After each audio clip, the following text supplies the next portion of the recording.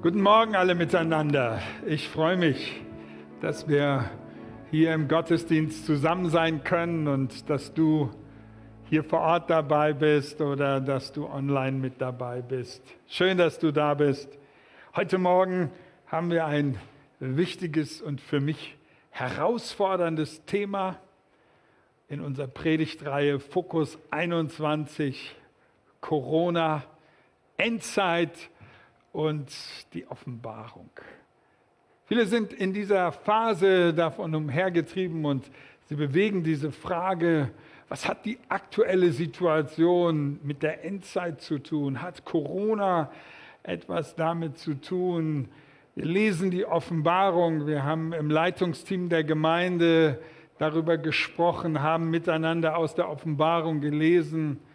Und dieser Gottesdienst heute Morgen soll so uns mit da hineinnehmen, uns dieser Offenbarungs-Challenge zu stellen. Die Offenbarung ist kein einfaches Buch und der Name im Griechischen alleine sagt es ja schon, Apokalypsis, das Verborgene.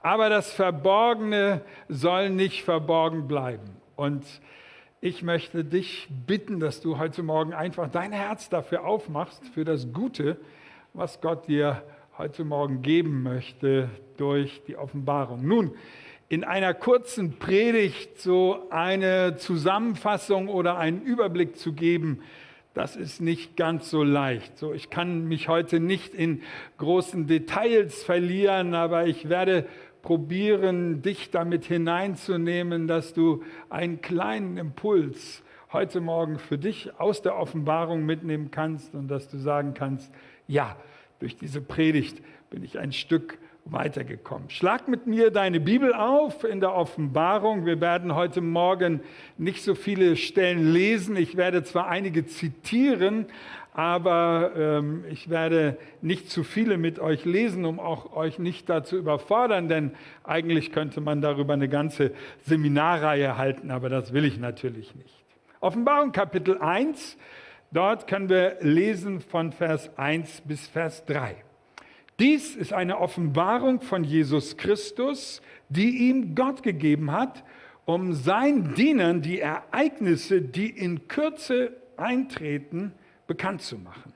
Ein Engel wurde gesandt, der sie Johannes, dem Diener Gottes, verkündete. Johannes hat das Wort Gottes und das Zeugnis von Jesus Christus und alles, was er sah, bezeugt.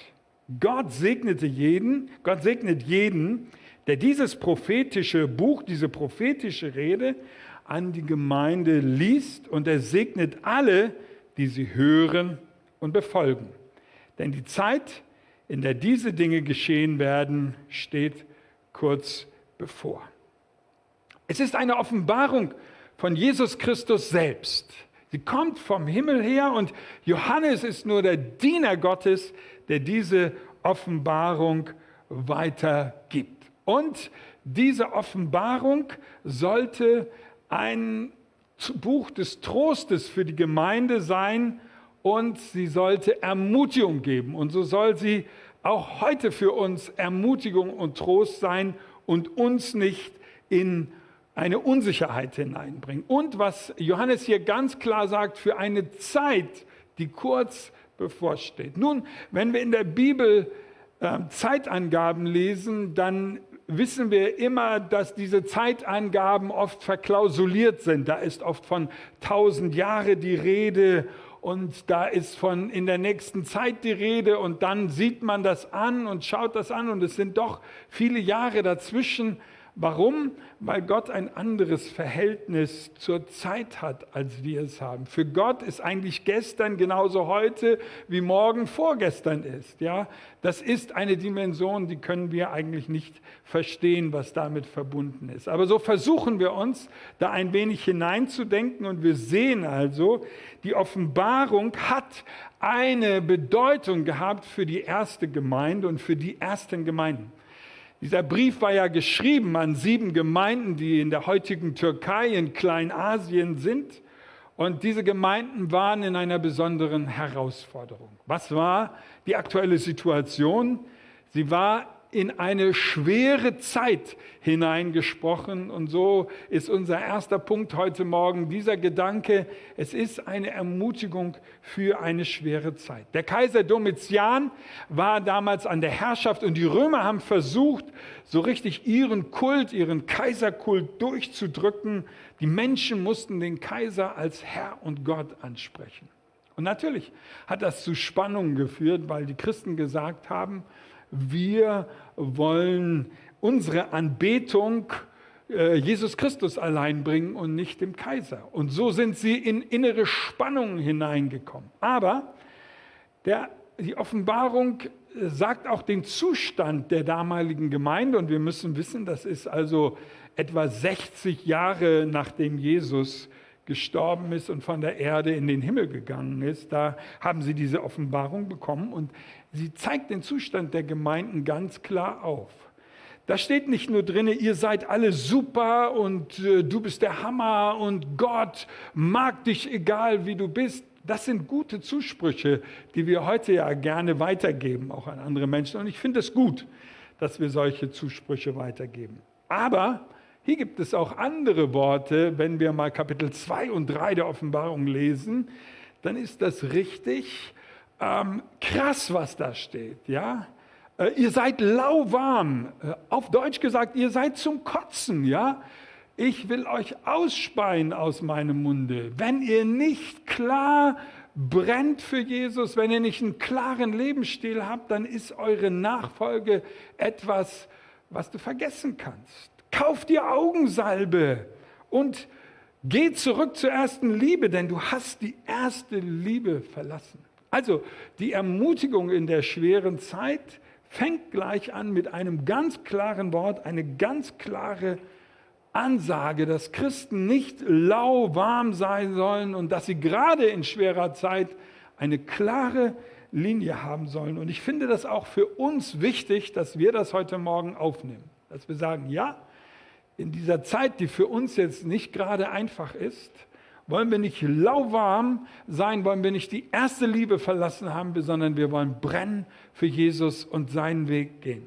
Und das fällt mir auch auf, wir sehen, dass die Offenbarung immer einen Ausblick in die Zukunft hineingibt. Und die Offenbarung hat nicht nur in die damalige Zeit hineingesprochen. Manche stellen sich diese Frage, kann man die Offenbarung auf die Zukunft hinlesen? Und sie haben gesagt, nein, das war jetzt nur für die erste Gemeinde damals. Ich glaube das nicht, dass es nur für die erste Gemeinde damals war, sondern dass es auch diesen zukünftigen Ausblick ganz stark mit da drin haben. Das will ich euch im Lauf der Predigt begründen und euch das vor Augen führen, was das bedeutet und warum ich zu dieser Überzeugung gekommen bin. Wenn du bei YouTube nachschaust und das Thema Endzeit eingibst, ich habe das mal probiert, ja, dann kriegst du hunderte von Videos zu diesem Thema und du kannst tagelang Videos gucken zum Thema Endzeit. Nun, ich habe das nicht gemacht, denn manches ist dort richtig gut, manches ist aber auch aus meiner Sicht nicht unbedingt sehr hilfreich und du solltest dich besser nicht damit beschäftigen. Also füttere dich nicht unsortiert, sondern das könnte doch gewisse Bauchschmerzen hervorrufen. Und wenn du dich mit diesem Thema näher beschäftigst, dann merkst du, da gibt es so ein paar Fremdworte, die überall auch auftauchen. Die sind richtig schwer auszusprechen. Mal sehen, ob ich das heute Morgen so problemlos hinbekomme. Da ist zum Beispiel vom Prämillennialismus die Rede oder vom Dispensationalismus oder vom Präterismus oder vom Amillennialismus. Also ihr merkt, ich habe schon so meine Schwierigkeiten, diese Worte überhaupt auszusprechen. Und deine Augen leuchten jetzt schon. Ja, ich sehe das zwar nicht am Bildschirm, aber ich kann mir das vorstellen bei dir.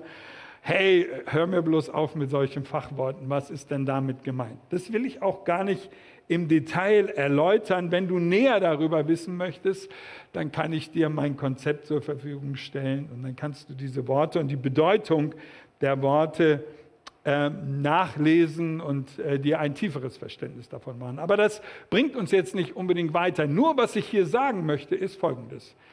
Menschen haben über Jahrhunderte die Offenbarung gelesen und sind zu ganz verschiedenen Auslegungen gekommen, die sich teilweise diametral widersprechen.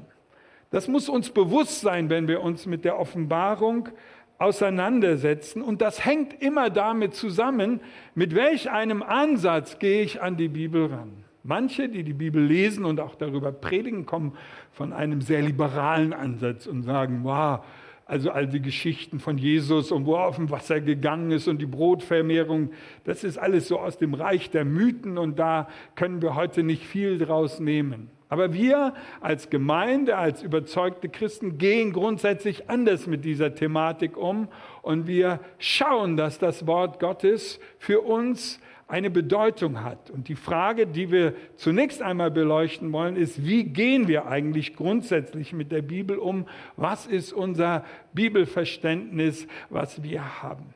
Das ist natürlich eine subjektive Sicht der Dinge. Ich gebe zu, aber jeder Einzelne ist dafür verantwortlich, sich auch klar darüber Gedanken zu machen, wie will ich an die Bibel herangehen. Ich möchte euch kurz einige Dinge so sagen, wie es gut ist, mit der Bibel umzugehen und auch wenn wir mit der Offenbarung, wenn wir die Offenbarung lesen, wie wir das tun. Das erste ist zum Beispiel, dass wir schauen, was war die ursprüngliche Bedeutung, die wörtliche Bedeutung, nicht unbedingt die buchstäbliche Bedeutung, aber was war in der Zeit gemeint, als das geschrieben worden ist. Also erstmal gucken, ob wir die Bibel wörtlich auslegen können. An manchen Stellen merken wir ganz schnell, das funktioniert nicht. Das kann man nicht wörtlich auslegen, sondern das muss irgendeine übertragene Bedeutung haben. Das Zweite ist, dass wir die Bibel Christus-zentriert auslegen. Manche Leute legen die Bibel sehr ich-zentriert aus oder es gibt Leute, die legen sie Amerika-zentriert oder Deutschland-zentriert aus. Man guckt immer, was steht in der Bibel und überträgt das dann auf seine eigene Situation. Manchmal ist das hilfreich, aber es ist wichtig, dass wir in erster Linie Christus-zentriert die Bibel lesen. Denn wir sehen, dass gerade auch im Alten Testament viele Persönlichkeiten als Bilder auf Jesus Christus hin sind. Und wir müssen im Auge behalten, dass es hier um die Geschichte des Volkes Israels und auch die Geschichte der Gemeinde geht. Und auch Israel als Nation beschrieben wird. Das dürfen wir nicht vergessen, wie Israel beispielsweise sein Land verlassen musste, wie es in kriegerischen Auseinandersetzungen war. Und es spricht auch über die zukünftige Geschichte Israels. Darauf will ich nachher nochmal zurückkommen. Dann sehen wir aber auch, dass wir in der Schrift meistens eine übertragene Bedeutung haben. Eine Bedeutung, die in einer anderen Zeit sichtbar geworden ist. Beispielsweise können wir das im Neuen Testament sehen, wie die Apostel Texte aus dem Alten Testament nehmen und sie auf Jesus hindeuten und sagen, das ist erfüllt in Jesus Christus. Obwohl zur Zeit des Alten Testaments diese Texte auch eine Bedeutung haben. Weil die Bibel das selbst tut, dürfen und müssen wir das auch tun, neben der natürlichen Bedeutung immer noch auch die übertragene Bedeutung zu sehen. Und ein weiterer Aspekt ist das, was ich vorhin schon mit der Zeit gesagt habe. Die Bibel hat eine Bedeutung in der jeweiligen Zeit gehabt und der Text, der gesprochen worden ist, in die Situation hinein, hatte in der Zeit eine Bedeutung, aber auch eine zukünftige Bedeutung und somit eine doppelte Bedeutung. Und wenn wir das beachten, dann hilft es uns, auch auf die Betrachtung der Offenbarung in einer richtigen Weise zuzugehen und nicht nur zu sagen, das ist jetzt nur etwas Historisches, sondern das hat auch eine Bedeutung für die Zukunft. Und da lass dich nicht davon dem Gedanken irritieren, wenn dort sagt, das wird in Kürze geschehen. Das habe ich ja vorhin schon erläutert. Wenn wir in die Offenbarung reinschauen und über das Thema der Endzeit, also das Ende der Zeiten oder die Zeit, bevor das geschieht, was das Ende der Welt einläutet, wenn wir da hineinschauen, dann sehen wir, dass uns die Bibel dort einige sehr klare Aussagen macht. Es gibt haufenweise Spekulatives. Gerade auch jetzt in der Corona-Krise haben wir das erlebt, wie die sogenannten Verschwörungstheorien oder Mythen Hochkonjunktur haben.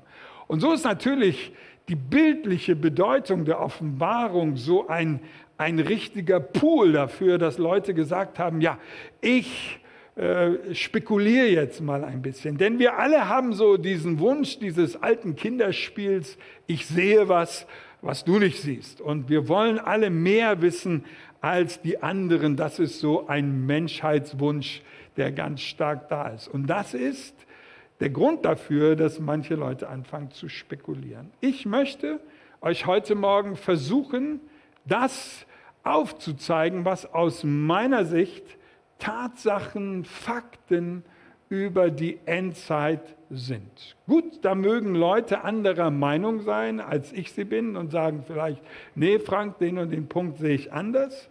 Das ist für mich überhaupt gar kein Problem und das irritiert mich auch nicht. Aber wenn du die Bibel liest, wirst du, wenn du mit einem glaubenvollen Herzen daran gehst, nicht alles erklären können, aber du wirst eine innere Linie, ein inneres Zeugnis bekommen, wo du sagst, das ist das, was mein Herz zufriedenstellt, wo ich spüre, dass das innere Zeugnis Gottes auch in meinem Herzen da ist. Und dazu kann ich stehen. Wenn ich über meine persönliche Biografie und die Auslegung der Offenbarung nachdenke, dann gab es Zeiten, wo ich meinte, sehr viel mehr zu wissen, als ich heute weiß. Woran liegt das? Wenn man sich immer wieder mit der Bibel beschäftigt, dann kommen neue Dinge hervor, dass man denkt, wow, ja, so habe ich das noch gar nicht gesehen. Und es ist gut, darüber zu reden. Warum treffen wir uns in Connect Groups und reden über die Bibel? Genau aus diesem Grund, weil die Bibel ein lebendiges Buch ist, das lebendig zu uns spricht. Und sei immer demütig in der Haltung, dass du sagst, das kann ich jetzt nicht erklären. Und es gibt Momente, wo ich, wenn ich die Offenbarung lese und auch wenn ich darüber predige, wo ich dann eher sagen möchte, da möchte ich mich nicht festlegen, sondern das möchte ich offen lassen. Ja, vielleicht bin ich mal an diesem Punkt gewesen, wo ich gesagt habe, da kann ich mehr zu sagen, aber wo ich mich heute ein wenig mehr zurücknehme und sage, ich warte einfach mal, wie das geschieht. Es gibt ja Leute, die das genau berechnen und alles meinen, ganz genau sagen zu können. Wenn so etwas ist, dann habe ich immer ein etwas größeres Fragezeichen. Aber mein grundsätzliches Bibelverständnis ist, ich gehe von diesem zukünftigen Aspekt an die Bibel ran, weil es klare Aussagen in der Heiligen Schrift gibt, die für mich Fakten sind und die wichtig sind. Das Erste, was ich euch sagen möchte als so etwas, was für mich ein Fakt ist, eine Tatsache, ist, dass Jesus wiederkommt. Egal, wie das sein wird und wann das sein wird, das ist für mich nicht das Entscheidende.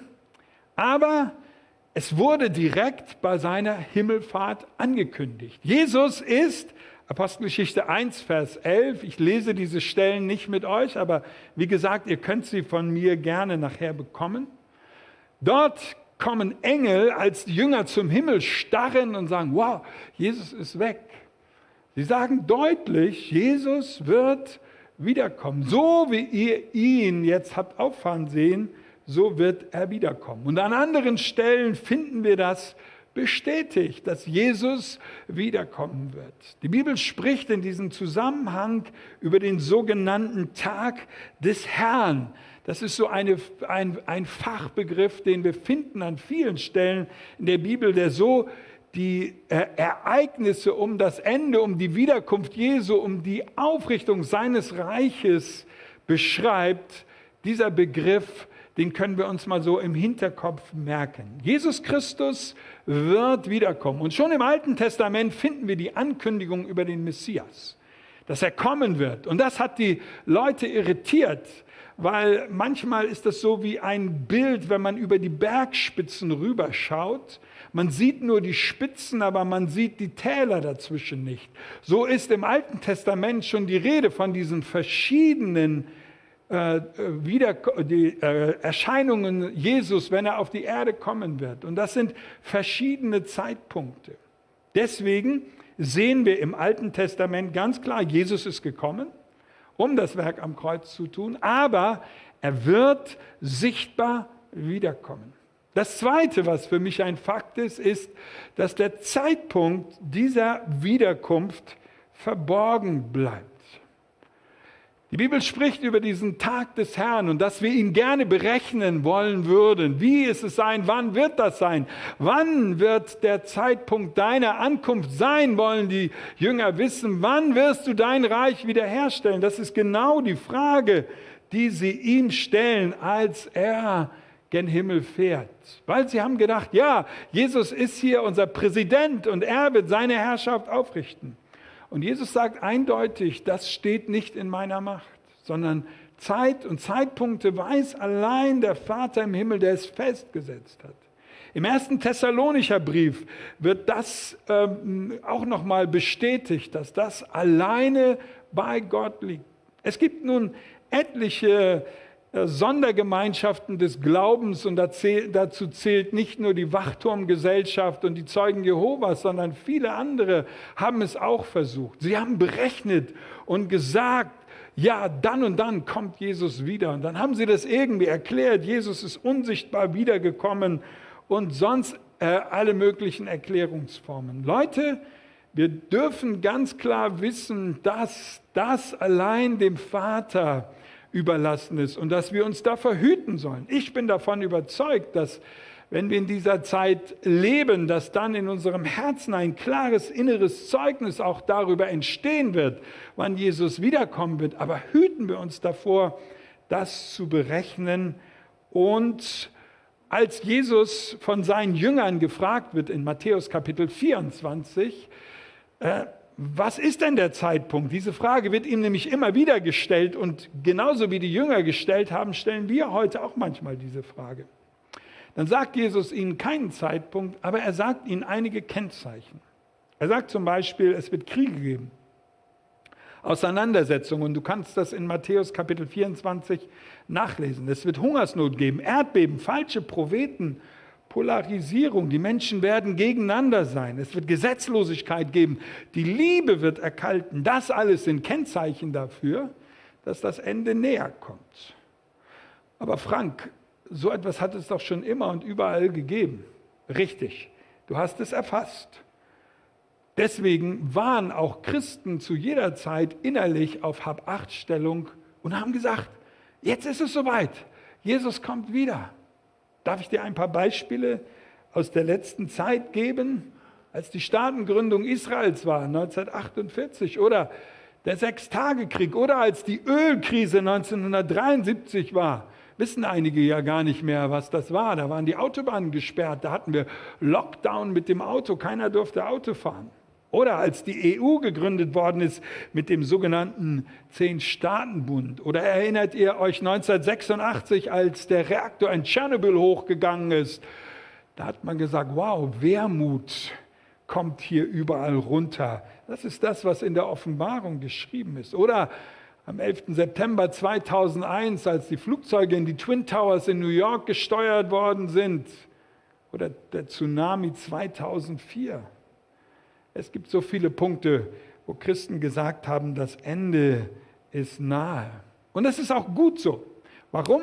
Weil diese Maranatha-Hoffnung, Jesus kommt wieder, in unserem Herzen leben soll. Und ich möchte euch davor warnen, dass ihr sagt, ja, da muss ja erst alles dies und jenes passieren, bis Jesus wiederkommen kann. Nein, das glaube ich nicht. Sondern es ist so, die Bibel beschreibt uns das wie mit Wehen, wie in einer Schwangerschaft. Wann wird das Kind geboren? Es gibt eine längere Vorbereitung, die Wehen werden immer stärker und dann auf einmal, wenn die Presswehen kommen, dann geht es ganz schnell oder kann es ganz schnell gehen. Was ist ein weiteres Zeichen, was Jesus nennt für die Endzeit, wenn das Ende, das Vollendung des Zeitalters da sein wird? Matthäus 24, Vers 14 sagt er, dass das Evangelium vom Reich gepredigt werden wird. Und es wird gepredigt werden auf dem ganzen Erdkreis, allen Nationen. Und dann wird das Ende kommen. Genau das geschieht heute. Das Evangelium wird gepredigt. Und Corona hat mit dazu beigetragen, dass das Evangelium in breiterer Weise gepredigt wird und dass das in geballter Kraft vorangebracht wird. Und wir sind auch mit dabei. Wir tun das beispielsweise übers Internet, über den Livestream. durch die Verbreitung der modernen Technik und der Medien, es darf ganz, ganz viel geschehen. Und wir sehen, wie das super Auswirkungen hat. Etwas weiteres, was wir festhalten sollen, ist, dass die Bibel von der Entrückung spricht. 1. Thessalonicher Kapitel 4 können wir darüber reden, dass es einen Zeitpunkt geben wird, wenn Gott die Toten rufen wird. Und der Apostel Paulus sagt in dem Zusammenhang ganz deutlich, dass wir, die wir leben, in dem Moment Jesus entgegengerückt werden. Und interessanterweise haben ja die Apostel und auch der Apostel Paulus selbst das auch zu ihren Lebzeiten erwartet, weil diese nahe Erwartung schon damals in ihren Herzen befestigt war. Auch hier gilt, den Zeitpunkt wissen wir nicht, aber die Bibel spricht über diese Tatsache. Es gibt dann auch unterschiedliche Auffassungen darüber, wann, zu welchem Zeitpunkt das sein könnte. Das ist nicht heilsentscheidend. Entscheidend ist, dass wir an diese Tatsache glauben und dass wir die in unserem Herzen tragen. Ein weiteres Beispiel für mich ist und Zeichen der Endzeit, dass das Volk Israel in sein Land zurückkehrt. Es ist wunderbar zu sehen, und wenn man in Israel ist, dann kann man diese Geschichte, die aktuell von Gott geschrieben wird, live vor Augen sehen. Eine Verheißung über viele tausend Jahre, dass das Volk Israel das Land wieder nehmen wird, beginnt sich zu erfüllen. In diesem Zusammenhang spricht Jesus von dem Feigenbaum. Wenn ihr auf den Feigenbaum seht, dann wisst, dass das Ende naht und diese Generation wird nicht vergehen und das Ende ist da. Was er damit genau meint, das bleibt mir persönlich auch verborgen. Ich meinte dafür eine Auslegung gehabt zu haben, aber das ist für mich ein Punkt, der offen ist. Das ist aber gar nicht so schlimm. Trotzdem ist für mich ganz klar und deutlich, Israel ist ein Zeichen, ein Zeiger an der Weltenuhr Gottes. Wovon spricht die Bibel weiter im Zusammenhang mit der Endzeit? Sie spricht davon, dass ein Widersacher, ein Antichrist auftreten wird.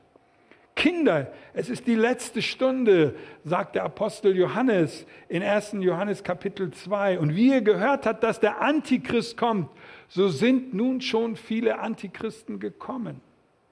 Es geht hier nach meinem Verständnis nicht um die eine Megaperson, die vielleicht schon da war oder kommen wird und wo wir alle wissen, das ist er, sondern für mich geht es hier mehr um ein System, um einen Geist, der sich breit macht, ein antichristlicher Geist.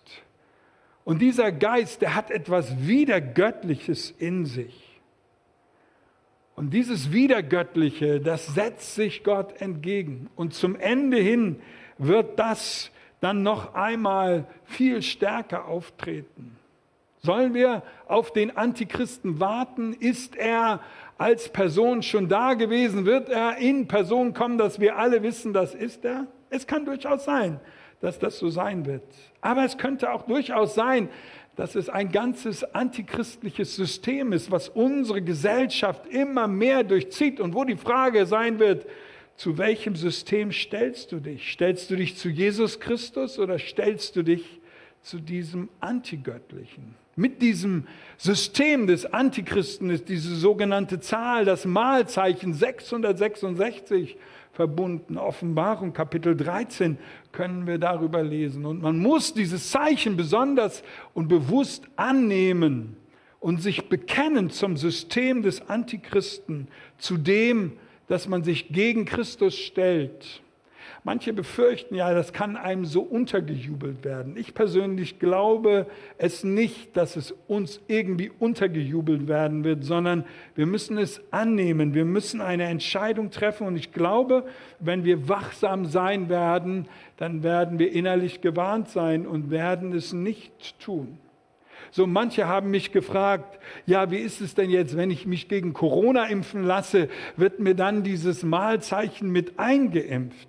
Ich muss dir sagen, ich glaube nicht, dass das der Fall sein wird und dass das der Fall ist, sondern dass das aus dem Bereich der Spekulation ist, sondern du musst dich entscheiden, wozu will ich mich bekennen.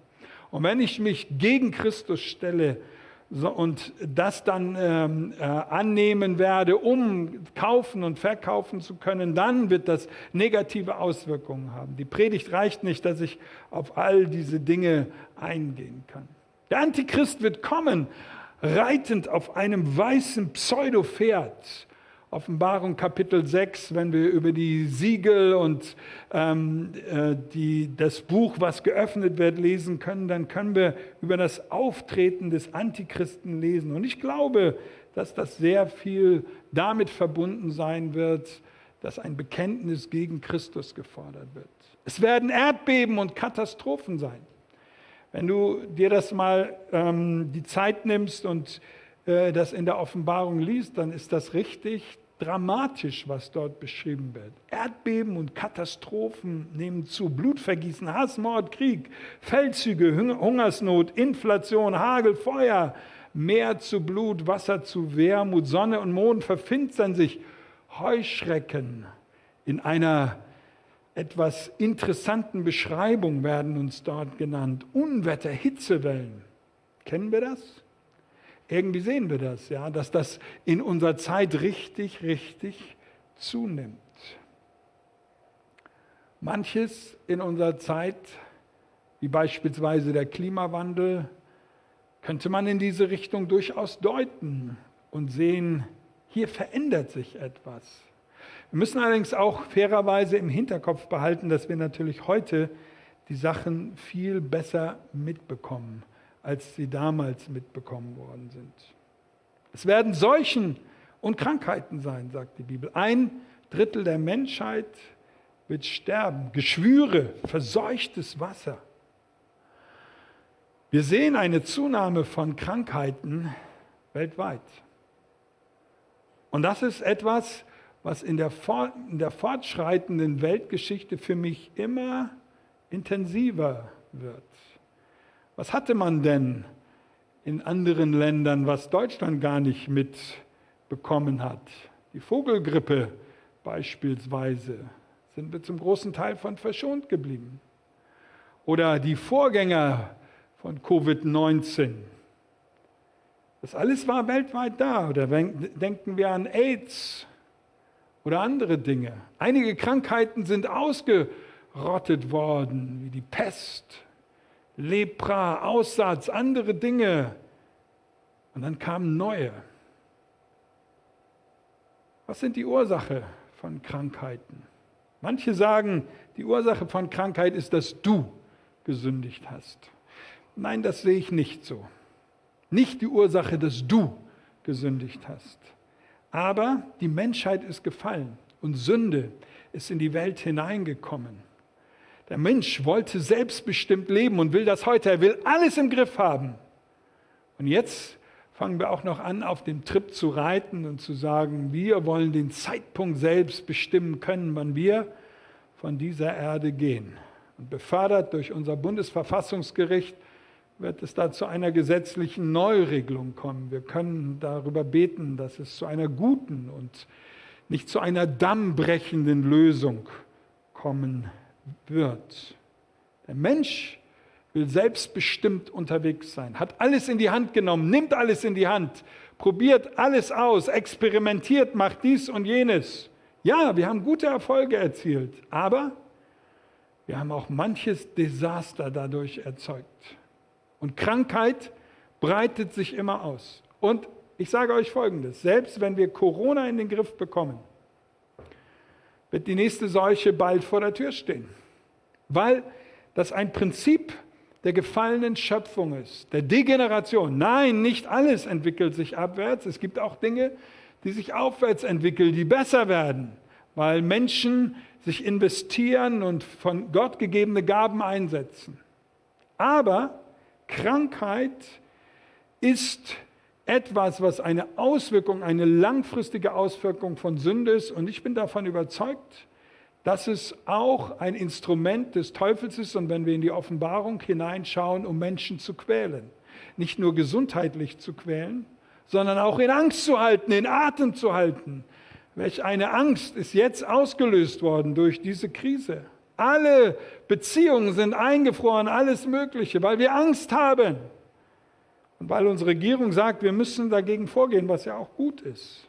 Aber schaut den geistlichen Hintergrund davon an. Wir leben in einer gefallenen Schöpfung. Und es ist wichtig, dass wir als Christen, als Volk Gottes das Leben wertschätzen und dass wir uns nicht auf die Seite schlagen und sagen, das Leben ist egal. Aber es gibt noch mehr, was wir in der Offenbarung finden. Das ist für mich Offenbarung Kapitel 4 und Kapitel 5. Derjenige, der auf dem Thron sitzt, der regiert. Und das ist Gott. Das ist eigentlich die Einleitung zu diesen ganzen dramatischen Szenarien der Endzeit. Und das ist für mich eine der wichtigsten Botschaften von heute Morgen, dass du weißt, egal was passiert, egal wo wir uns befinden, der auf dem Thron sitzt, der regiert. Und der hat das Gericht an den Sohn übergeben. Und der Sohn ist Jesus Christus. Und er ist das Lamm Gottes, was dort bildhaft beschrieben wird. Dieses Lamm ist würdig, die Siegel aufzumachen. Das heißt für mich, dass die Geschichte in der Hand Gottes liegt. Und das, was passiert, zwar durch Auswirkungen, die die Sünde in unserem Leben und auf der Welt gebracht hat, begründet ist, aber dass es nicht in der Hand von irgendwelchen Menschen ist, sondern Gott steht darüber. Nicht Frau Merkel, nicht Herr Spahn und nicht Herr Biden sind diejenigen, in deren Hand die Weltgeschichte liegt. Bestenfalls sind sie wissentlich oder unwissentlich Diener Gottes, die das ausführen, worüber der Herr aller Herren seine Hand hält. Aber das ist für mich ein enormer Trost, wenn ich die Offenbarung lese. Und was noch wichtig ist, es geht in der Endzeit, in der Offenbarung um einen Konflikt zwischen Gut und Böse. Und jetzt personifiziere ich es, zwischen Gott und Satan. Und Satan versucht alles Mögliche, sich aufzubäumen, alle Menschen fertig zu machen, sie kaputt zu machen, alles unter seine Kontrolle zu bekommen. Offenbarung 17, die große Hure Babylon, dieses Wirtschaftssystem und auch dieses pseudo-religiöse System. Satan versucht alles unter seine Kontrolle zu bekommen. Und er bäumt sich auf, er macht Menschen fertig. Musst du Angst davor haben? Wenn du unter dem Schutz von Jesus Christus stehst, musst du keine Angst davor haben, weil er der Herr ist und weil er über deinem Leben steht. Und du darfst wissen, wie die Story ausgeht. Lies bitte bis zum Ende und dann siehst du, wie es ausgeht, denn Satan, so sagt uns die Bibel, wird 1000 Jahre gefangen gesetzt werden. Nun, auch ob diese 1000 Jahre wörtlich zu nehmen sind, im Sinne, wie wir 1000 Jahre zählen, das will ich mal offen lassen. Aber es zeigt ganz eindeutig, dass die Macht des Satans begrenzt ist und dass wir wissen dürfen, Gott hat alle Macht. Und wie geht es dann aus? Zum Schluss kommt nicht der Pseudoreiter, sondern zum Schluss kommt der Reiter auf dem weißen Pferd. Und das ist Jesus Christus selbst. Und Jesus Christus wird zum Schluss die Sache selbst in die Hand nehmen. Und Satan wird gefangen gesetzt werden. Wie das passieren wird, das können wir uns nur ansatzweise vorstellen. Und worin mündet das Ganze dann? In einer Niederlage Gottes? Nein, es mündet in den Sieg Gottes. Es mündet in diese, ich habe das genannt, Party by Fati. Dieser Begriff, der gefällt mir ganz besonders. Das mündet in das große Hochzeitsmahl des Lammes, wie es uns in Offenbarung Kapitel 19 beschrieben wird. Und dann in dieses neue Jerusalem. Lies das mal. Hey, die Story geht gut aus. Du musst nicht in Sorge sein. Natürlich ist da etliches an Herausforderungen da. Aber es ist gut. Unser Leben ist in der Hand Gottes. Entschuldigt, dass ich heute etwas länger predige, aber es ist schwer, das in wenigen Minuten auf den Punkt zu bringen. Trotzdem, ich will es versuchen, noch diese Frage zu beantworten. Wo stehen wir denn aktuell jetzt? Was ist deine Einschätzung davon? Nach einem Jahr Corona, wie bewerten wir diese ganze Phase? Ist Corona ein Zeichen der Endzeit oder nicht? Es gibt sehr unterschiedliche Antworten darauf. Ich will meine Antwort geben. Ja, ich glaube, dass Corona ein Zeichen der Endzeit ist. Auch wenn nicht alles, was damit verbunden ist, Endzeit ist, aber es ist ein Zeichen, weil es eine Seuche ist. Es ist nicht die erste Seuche und es ist nicht die letzte Seuche. Aber es ist schlimm. Und wenn wir meinen, sie im Griff zu haben, ich bin davon überzeugt, wird das nächste kommen. Was viele im Moment umtreibt, ist die Frage, soll ich mich impfen lassen? Ich habe vorhin so ein paar Randfragen damit beschäftigt. Und was ist meine Antwort darauf? Du musst eine innere Sicherheit haben und gemäß deiner inneren Sicherheit handeln. Und dazu werden wir ermutigt. Ich bin dankbar für alle Forschungen, die in diese Richtung gehen. Aber ich bin auch von Folgendem überzeugt. Ich glaube nicht, dass das die alleinige Lösung sein wird und dass dann alles wieder Friede, Freude, Eierkuchen sein wird. Sondern dann wird gegebenenfalls etwas Neues kommen. Deswegen ist das für mich auch eindeutig ein Zeichen von Endzeit. Und etwas anderes. Einschränkungen und Kontrolle der elementaren Persönlichkeitsrechte, und das ist jetzt vielleicht eine gewagte Aussage, die ich tue, aber ich tue sie bewusst, tragen für mich widergöttliche Züge, egal zu welcher Zeit und von wem sie veranlasst werden. Das gilt auch für heute, auch wenn diese Einschränkungen notwendig zu sein scheinen. Das heißt jetzt nicht, dass ich zu euch sage, geht auf eine Querdenker-Demonstration und legt euch dagegen auf. Nein, das tun wir hier in der Gemeinde auch nicht, sondern wir beachten diese Dinge sehr klar. Aber dieser Geist des Misstrauens, der dadurch gesät wird, das ist für mich eindeutig ein Zeichen der Endzeit. Ein Gegeneinander, ein Stress, der dadurch erzeugt wird. Man vertraut sich nicht mehr. Kann ich dir begegnen oder hast du Corona? Diese Frage bewegt uns doch. Furcht und Angst ist da. Ja, was ist das denn? Das ist für mich genau das, was Jesus beschreibt. Menschen werden gegeneinander sein, werden sich bekriegen, werden sich bekämpfen. Und was geschieht gerade? Das ist positiv. Die Ausbreitung des Evangeliums. Auch das ist für mich ein Zeichen, was endzeitliche Züge hat. Corona hilft uns auf das Wesentliche zu besinnen. Auch das ist richtig gut. Das schließt für mich an Offenbarung Kapitel 2 und 3 an. Wenn die Gemeinden aufgefordert werden, konzentriert euch auf das Wesentliche. Und Corona treibt die Gemeinde ins Gebet. Und das nicht nur in der CGV, sondern das erlebe ich deutschlandweit, weltweit. Und das ist richtig, richtig gut so. Aber Corona befördert auch die Spaltung und Polarisierung der Gesellschaft. Und das, was hier weltweit geschieht, dass die ganze Welt in irgendeiner Weise lahmgelegt zu sein scheint und Menschen darunter leiden, Hunderttausende von Menschen gestorben sind. Was ist das für ein Zeichen? Für mich ist es eindeutig ein Zeichen der Endzeit. Was wir sehen können, was geschieht und was uns wach machen sollte. Das verstärkte Auftreten von Naturkatastrophen und der Ruf nach Systemen, mit denen wir alles in den Griff bekommen. Am besten weltweit oder europaweit. Digitaler Impfpass, da gibt es ja haufenweise Ideen, was man jetzt alles machen will. Die Chinesen machen uns das richtig gut vor. Die haben die Überwachung schon perfide perfektioniert. Und da musst du gesellschaftliche Punkte sammeln, sonst darfst du Dinge nicht tun. Ich hoffe nicht, dass es zu so etwas auch bei uns kommen wird. Aber das ist für mich auch etwas, was ein Zeichen der Endzeit ist. So, lieber Pastor, magst du jetzt fragen, wie soll ich jetzt damit umgehen?